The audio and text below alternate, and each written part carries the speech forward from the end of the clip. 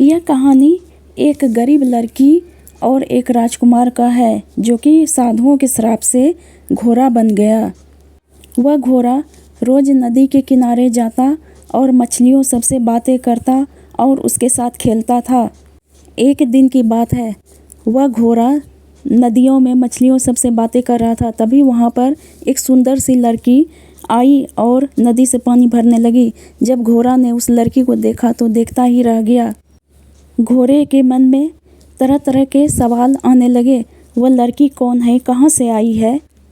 वह लड़की रोज जाती और नदी से पानी भर के घर चली जाती। वह घोड़ा देखता ही रहता। एक दिन की बात है, जब लड़की नदी से पानी भर रही थी तभी घोड़े ने उस लड़की से पूछा, तुम कौन हो, कहाँ से आई हो, तुम्हारे घर में कौन कौन है? तभी उस लड़की ने जवाब दिया, मेरा नाम तारावती है, मैं एक गरीब घर से हूँ। मेरे घर में मेरी माँ और बाबा रहते हैं। फिर घोड़ा और उस लड़की में दोस्ती हो गई। कई दिन तक दोनों ही नदी के पास जाते और दोनों ही ढेर सारी बातें करते। एक दिन घोड़े ने तारावती से कहा कि मैं तुम्हें बहुत ही पसंद करता हूँ, क्या तुम मुझसे शादी करोगी? यह सुन के तारावती एक पल के लिए सोच में पड़ गई कि मैं इस घोड़े से कैसे शादी करूँगी। फिर घोड़े ने देखा कि वह कुछ नहीं बोल रही है तो घोड़े ने अपनी सारी बीती हुई कहानी सुनाई।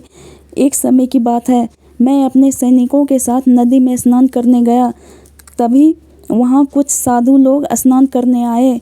उन साधुओं में कुछ नागा साधु भी थे। मैंने उस नागा साधु को देखा और ज़ोर ज़ोर से हंसने लगा। तभी उस नागा साधु को गुस्सा आ गया और मुझे श्राप दे दिया। कहा, तू मुझे देखकर घोड़ा की तरह हंस रहा है, इसीलिए तू घोड़ा बन जा। फिर मैंने उन साधुओं की पैर पकड़कर माफ़ी मांगी। तब साधुओं को दया आ गई और साधुओं ने मुझे वरदान दिया कि मैं श्राप तो वापस नहीं ले सकता, लेकिन मैं तुझे वरदान देता हूँ कि जिस दिन तुझे एक लड़की से प्यार हो जाएगा और उसी लड़की से शादी होगी, तब तुम अपने रूप में आ जाओगे।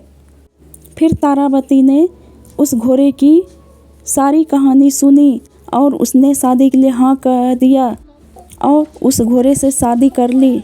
फिर वह घोड़ा अपने असली रूप में आ गया और वह बहुत ही सुंदर राजकुमार बन गया और तारावती रानी बन गई। फिर दोनों मिलकर महल में सुखी से रहने लगे।